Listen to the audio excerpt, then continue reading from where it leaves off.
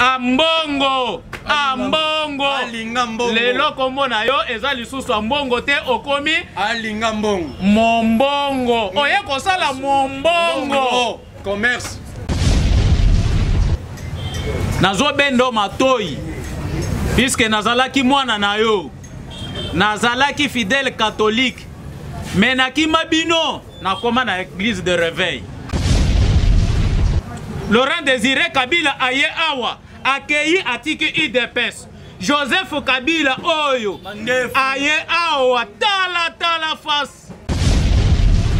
Au contraire, nase ya sultan mukila satana fani ya makasi ya munene e ba lingi linyo na nzoto.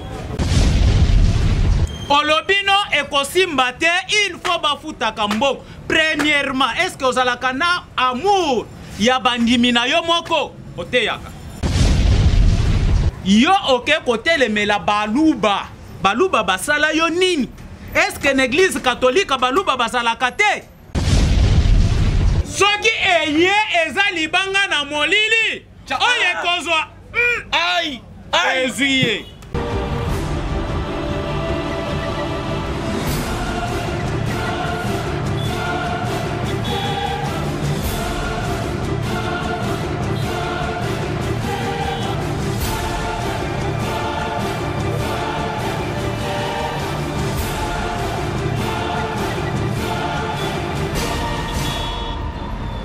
Voilà, mbote balandi nabanzi naza ya kokomba na lingite bomona ngai mais to komona na balasima na yaki kokutana na ba président do ba encadreur ya parlement de Gou ya Gambela bango to tuna bango par rapport na likambo ko to kelekaki na résidence ya cardinal Ambongo to yeba ezalaki nini, est-ce que ezalaki vraiment ba combattant ya IDPS to ezalaki batu mususu ba ko luka ko créer mobulu. Voilà question ya actualité on a na lelo bote bango moko basa la déclaration bango ndi bangoni bote na bino Bote na invité président Ngoma Soki ko banda expliquer non ka auto chikoyo. Merci monsieur le journaliste na mutuna na yo oyo outi vraiment ko kundola oyo memele libiso na sepele na yango voilà vraiment mutuna wana juste na ngina répondre yo boy monsieur le journaliste Toyoki, pour monsieur Toyoki, que soi-disant, il y avait des combattants, il y a IDPS, des Bakenaki qui ont la désordre dans l'archevêché, des Bakenda qui ont menacé, soi-disant, cardinal Ambongo. Mais cardinal Ambongo, la ligne Mekamouke, pour recadrer eux. Biso IDPS, qui na résidence na yo te. Il n'y a pas de combattants à IDPS qui ko visiter yo. Les ali babiloko oyo bino moko bozali ko créer po bo luka bo ko cha mobulo. Ko taki ko sala ngo dernièrement awa. Bo pesa ki batu. Ya la muka de militaires ya la muka mbong. Ba ya ko créer des ordres na permanence à IDPS. Tant que chef de l'État a décrété Oyo ezalaki état d'urgence ya makambu ya coronavirus. Mutuna bino bozana e awa Chantini Ngobila. Aye ko balusa Oyo elaki maloba chef de l'État pour créer des ordres insécurité na niveau ya ville province ya Kinshasa. Bo pesi même mbong et pas les militaires la muka ba ko créer des ordres na limité. Pour que zalaki peuple ne basilika ki pour que transport ba no mata mutu moko na moto batumisa tu na mutuka na bis ezala 2 personnes na ba chef de l'état lobaki yango te mais vous avez créé ça vous-même pour na kopesa batu mbongo basala désordre toyebi babiloko nyonso bozali kosala donc il passe na bino ezali comment on a UDPS a eu pouvoir. Boyebi ke ndenge za na pouvoir et kozonga lisusu na maboko ba médiocrité. Poto yebisa bino ke pouvoir et kozonga pe ba médiocrité. Ndenge IDPS a eu pouvoir boy. Toko battre la pouvoir wana kaka neto lobaka ti mokolo yeso koya. Toko protéger pouvoir na biso. Parce que tolingi sou ba médiocre ba diriger mboka oyo te. Vous êtes des médiocres. Boso ke noko soutenir un étranger. Tu es bien. Fondation, il y a un Américain multinational, Soros. Après ça, qui vient bon. Besoin qui 68 millions de dollars. Ça est là qui campagne à l'américain. Bino bosana bolia ki mbongo wana. Boso mona ndenge ya kozo sambongo wana te. Boso mona ndenge kozo sambongo wana te. Monsieur Ambong.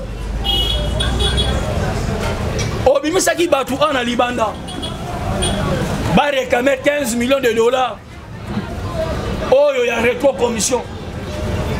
Oh Vital Caméra azwa ki batu marché ki. Mais pour la kobimisa ba tu vas marcher peu aussi. Na ba école fictif oyo bino bozala ki nango. Na misolo oyo gratuité bino bozui. Bobimisa ba tuté. Vous êtes là kaka pona koya ko luka ko créer ba des autres. Bozo luka boy sa chef de l'état et pas la population. Mais là tozo lo baké chef de l'état azali na population. Biloko wana botika yango. Si réellement vous allez congolais à solo, ne connaissez pas congolais qui ont pouvoir, azali ko sala musala azali ko mona na miso ya bato. Mais pourquoi vous allez ko tambola na lukuta? À tout moment, ils ont créé des autres. Donc l'église catholique a 90 millions, 100 millions d'habitants. Baba na ko manipuler bango. Bokei na seni kuna, bosali ba élection. Bona ko bimsa moto oya ko kamba seni. Vous étiez 8 confessions religieuses. 6 va voter pour Kadima.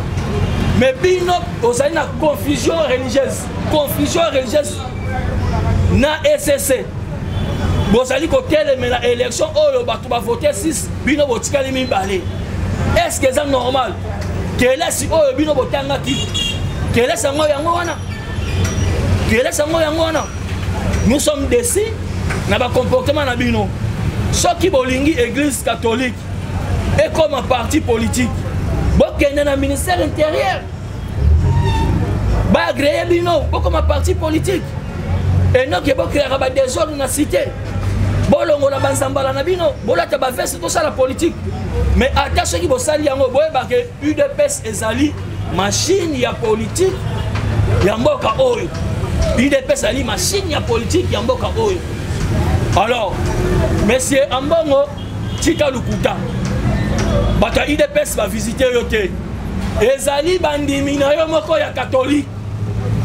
Nde baye, kopesa yo mise en garde, bazali ko sepelate, na makambu oyo, yo zali ko sala. Bazali ko sepela na yango te.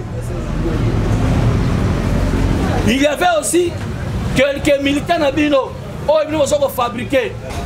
Il y a la mouka, qui kuna pour créer des ordres pour le cabot chango, Namutu, il y a IDPS. Bisso, tu as visité Yote. Mais Bisso, quand tu as visité Bino, tu as fait opération, tu as vu l'église. Wana, mais c'est un bon, on a eu Bissayo. Donc on a place ressemble à communion. Bandi Minamino Rosanga na communion dans l'église. Pourtant, tu as fait opération, tu as vu l'église. Tu as lié na communion dans Ngouba. Donc on met là bas vitalo on a nyonso. Par là, on comprend que des grenines y a pas combattre IDPS va tomber kaka.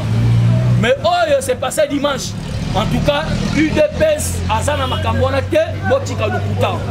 Par là on a suki a. Oui, président José, n'a invité ceux qui posent à moi liloba ya kobakisa. Té nazana moi liloba te maloba kobakisa. Ah, parce que d'abord tous êtes déçus hein. Dans la manœuvre dilatoire, il y a M. Ambongo, dit cardinal métropolitain à Congo.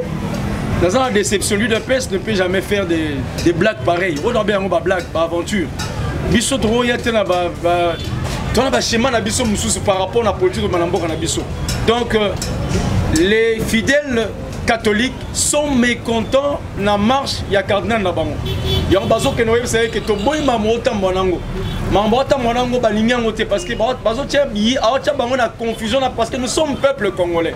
Les catholiques, les musulmans, les protestants, les kimbanguistes, au bazan na Congo baza peuple congolais. Donc tierce y a peuple congolais catholique, bah, c'est l'attitude, il y a un bon, elle est en contradiction avec même le chef de l'État. Il est même avec Bandego Moussous. Il y a l'UDPS, ni de près, ni de loin. Donc un bon, c'est une cible. Il y a Bandego Solo, na BBC. On est la terre, bah, tout ça, malam, on a continué dans ma politique. Ce qui est bon, malam, c'est la vérité parce que l'homme de Dieu prône la vérité. Lorsqu'il est allé au Katanga, qu'est-ce lui a dit l'archevêque à Katanga? Tant où il y a quelqu'un qui m'a dit, mais au lieu avec la parole de Dieu, lui va avec la politique. Contre. Yo allez monter à Maloba Nzambe, yo allez monter à politique, talioté. Même quand on va senior, bah tchébino là observateur, superviseur, pour prendre une, pour kamba, pour tuer, bah solo ya ma bonami. Mais yo même on a une haine tribale. Parce que la famille moko son ba boko la kayo ba zwa kayo. Parce que aux autres ça ce qui reconnaissance par rapport à un bienfait. Mais un bienfait, seulement reconnaître ba pesa na oya yo moko. Na oya mbokate. Ozwa kanyaka mbokate o kele po la corruption. Non. Monsieur Mbongo c'est corrompt lui-même. Il est mort devant sa conscience à Ebini dans Zosal. Bah je peux tout le monde on a Congo trop. J'ai créé le mot et c'est l'actualité. Parce que pour le moment, en bon, on n'est pas dans l'actualité. Dans le cas de l'actualité, on l'a vu avec la Mouka.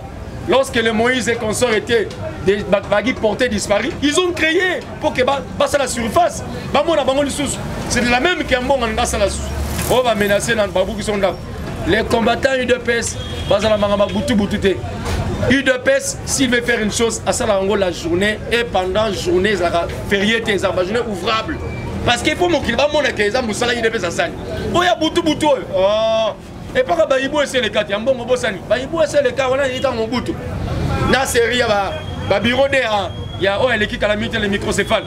Mais dans la période où il y a fatigue, la justice, la clairvoyance, la transparence, nous on a équité. D'où Ambongo doit prôner la vérité. Mais Boti Kamambo Lukuta, UDPS, l'église, autonomie de l'église, n'a pas celle yanzé de Bassel Yanzan, autonomie tourné qu'on peut savoir respect. Tu vois qui basa batteur. Donc, bon Zambé Zagat n'a pas trouvé que, au contraire, la CA Soutan, Mouki la Satan est fanny à Makas et Mounen, et bien l'ignon dans autres. Mais du moins, pour nous, la déclaration que tout ça là, tout le monde l'UDPS ne connaît pas ce qu'est un bon accès aux combattants.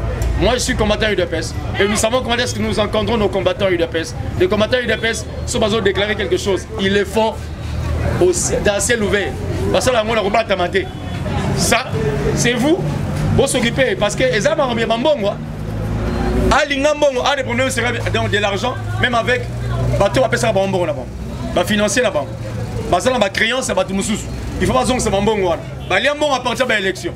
Il y a même bon à Kabila. Quand la minute il y a un bon dans notre dame, il y a Olive. Pour la royauté les bébés, il y a le feu cardinal Mossem. Donc pour un bon, là où on parle de l'argent, il faut attirer ma bonne. Le col à la haine, il y a président Félix. C'est par rapport à la gratuité enseignement. En bon, c'est souci pourquoi? Parce que les autres cardinaux étaient dans le. Il y avait la main mise dans mon tel école. Mais ils ont bouffé aussi l'argent. J'ai dit ouvertement, ils ont bouffé l'argent. Mais lorsqu'Ambongo est venu, malheureusement, à une période à Félix, là où il y a la gratuité d'enseignement, moi, il y a les athées comme Kanda, à mon consilicaté. Gratuité sera effective et toi, tu ne mangeras pas l'argent des étudiants, des élèves. Parce qu'à chaque élève, tout le bango ouvertement, à chaque élève, l'église catholique soutient 20 $. Maintenant, comptabiliser les élèves du Congo entier. Quand on soutient 20 $ par tête, c'est combien? Et maintenant, avec la gratuité, on est dans ma sustain. Il y a un bon il y a mon bétal gratuité. Et à comment créer les consciences, on n'en a pas besoin.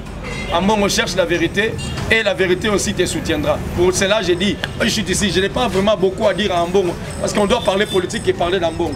Il n'est pas aussi l'actualité. En tout cas, merci beaucoup. Premièrement, Papa Ambongo, le cardinal, en tout cas, avec tout respect que je vous dois, nazo bendo matoi, puisque nazalaki mwana na yo, nazalaki fidèle catholique, mais naki mabino, na koma na église de réveil. Pourquoi ba désordre o ezoko bakaka? botika ko masquer peuple congolais. Gratuité d'enseignement oyo prôné par le chef de l'État Cardinal Ambongo. Et ça pour l'église de réveil, c'était pour tout peuple congolais, y compris les fidèles catholiques. Mais yo ok yo teleme la bango. Olobino et kosimbate, il faut bafuta kambo. Premièrement, est-ce que vous avez amour ya bandimina yo moko oteyaka? Et de deux, tomoni lelo obandi makambo ya tribalisme. Yo en tant que pasteur Moutei, il fallait osala animer par l'amour de Dieu. L'amour de Dieu ne divise pas, mon frère. Mais aujourd'hui, nous avons constaté que yo ok côté le mela baluba. Baluba basala yo nini?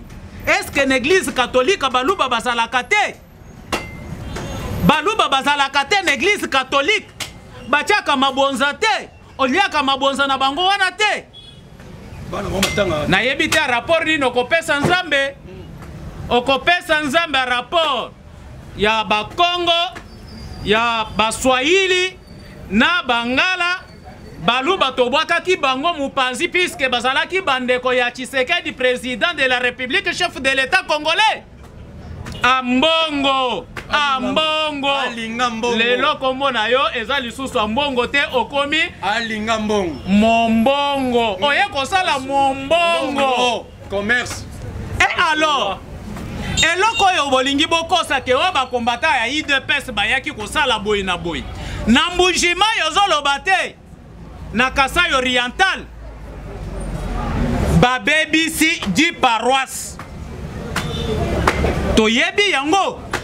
Pourquoi comportement na yo mabe? Peuple congolais va se soulever contre l'église catholique. Balobi kutu ezali sous église catholique te yo komisi yango église politique. Na yango wana bantu na yo moko ba fidèle na yo ba manifester po otika biloko na tribalisme. Baye ko marché siko yo lingo balula ke o IDPS tala nazoye biso eloko moko biso toza IDPS soki to lingi to ya ko visiter yo tokoye bisa yo ke tozoya petango tokokoma il faut to affirmer yo ke ezali IDPS oyeba bien tango zalaki mwana muke et pas ba Jean-Pierre Bemba tango babandaki kotangisa yo kuna tango bazwaki yo en charge kuna obandaki koyoka IDPS l'opposition oyebi Mobutu alelaki awa IDPS Laurent Désiré Kabila aye awa accueilli atiki IDPS Joseph Kabila oyo aye awa tala face atiki IDPS oyebi malamu tango atiki IDPS azui pouvoir atiki na maboko ya IDPS. Est-ce que na République mobimba tango apesaki IDPS wana bino babandaki koloba ke IDPS eza parti ya baluba te tango pouvoir wana yaki bomonaki teke kwena maboko ya baluba te. Or tango bakendaki ko chayo maboko kuna na Rome oza cardinal omonaki président yaki koyamba yo te apesaki yo bonheur papa. Et puis à 5 présents il y a 5 présents il y a invité spécial Luka basalela yo nini Alinga Mbongo. OK côté le meleti na loi ya congolité. J'ai dit ceci. Oyo za libanga molili oyo kosala ai ezuye. Biso nyonso toza ba congolais. Moïse Katumbi, je le déclare congolais. Martin Fayulu aza congolais. Yope Ambongo ndenge za wana oza congolais. Mkwena bangi. Ngai nazali congolais. Président José aza congolais. Président Ngoma aza congolais. Fachi Betope aza congolais. Biso nyonso tozali ba congolais. Mais Ambongo, la loi des congolités, des pères et des mères. Des pères et des mères. Somme. Soki eye eza libanga na molili. Oye kozwa. Aïe. Ezuye. Sikoyo loi wana ezo protéger biso nyonso ba congolais biso tous les congolais tozo sepela na loi wana mais ndenge nini kaka yo il faut telemela loi wana est-ce que za congolais Moïse Katumbi tozo mona ba makambu nyonso wana il faut boyeba ke congolais Azana Congo naye et nous déclarons aujourd'hui le Congo aux Congolais. Président, on dit que l'église catholique est égoïste. Et là, on va dire que l'église catholique est révélation bimi hein. Tant que ça la communion. On dit que l'église est révélée à Sainte-Seine. Oui. Batsara mapa navino. Mais pas la bango. Tant que ça la communion. Yemo sango communion munene navin. Bandimi comme na muke zota yesu yemo ka melive comme na munene allié sko bandimi comme na muke égoïsme yangwana na silika ki pona te likolo communion wana na la kavinyo te excuse papa Fridolin Ambongo na nzo chité chef de l'état apesio mutuka okumisaki Fati Beton awa na stade des Martyrs oboyaki batwana olobi ke batwana bapesanga mutuka na mona yango te na sima na yango Nehemi ayekozwa mutuka oyo Kabila apesaki yo apesi yo okomi na 2 jeep renseignement awa kaka tangu Olive Lembe aye na makambu ya observe ya cardinal Mosengo oyebi makambo solola kina ye na litoi oyebi saki ye Facha pesinga jeep papa pesinga jeep etikali jeep na yo nazozela oh ambongo ya mutu moko 3 jeep tokende pa tozonge pa égoïste wani nyonso kaka yo tango kozwa wana aloba lisusu mama Denise nazozela na regrette fort pardon Olive nazozela pe ya yo oh Olive nazozela ya yo ah na regrette merci beaucoup.